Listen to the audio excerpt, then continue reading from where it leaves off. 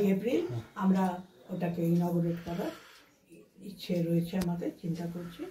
তো আচ্ছা ম্যাডাম, মিউজিয়ামের জন্য কি কি জিনিস আপনি দেবেন আমাদের? মিউজিয়ামের জন্য বেশিরভাগই ওনার বস্ত্র রয়েছে, গায়ের জামা কাপড় যেগুলো ছিল সেগুলো রাখা রয়েছে।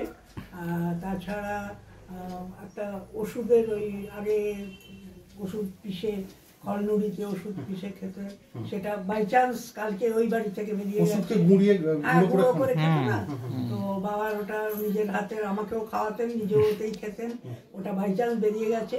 আর সব থেকে মূল্যবান জিনিস যেটা বেরিয়েছে কালকে, আমাকে ওটা ভগবান ওই জন্যই পাঠিয়ে দিয়েছিলেন, ওখানে একটা বাক্স রাখা ছিল কোনায়। আমি বললাম যে বাক্সটা খোলো তো, এটা কি আছে, এটা ভারী লাগছে, কিছু আছে। আমি ভেবেছি ঘরের জামা কাপড় হবে।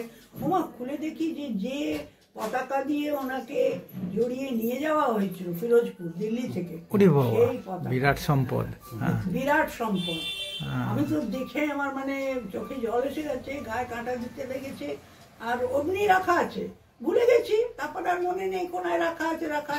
কাল ওটাকে খোলালেন, বোধ হয় ওপরওয়ালাই খোলালেন, ওটা খুলে দেখ তুই, কালকে জিনিস দিবি, ওটা খুলে দেখ। ওয়ারি ধন্য হয়ে যাবে, খণ্ডঘোষ ধন্য হবে, গোটা দক্ষিণ দামোদর, গোটা ভারতবর্ষ ধন্য হবে ওই জিনিস।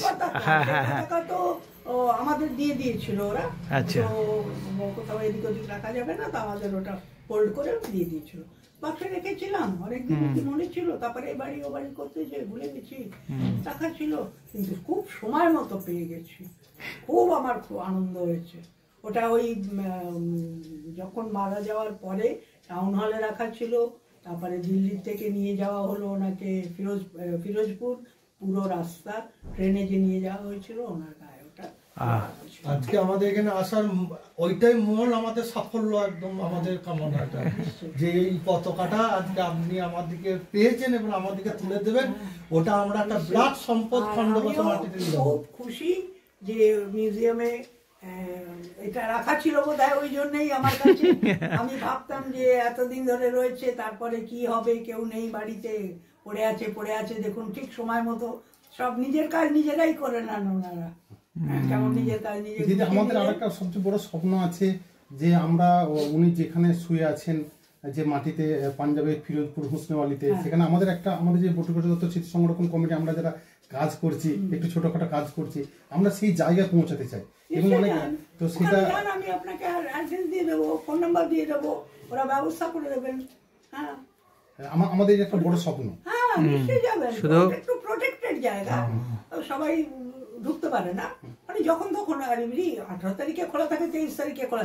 23 তারিখে তো ওখানে মানে মেলা লাগে, পুরো জায়গাটা ঘিরে দোকান পাট, বয়স্ক লোকেরা পুরো পাঞ্জাব হাঁটছে চলছে, দেখলে না আপনার মানে মুগ্ধ হয়ে যেতে হয় একেবারে।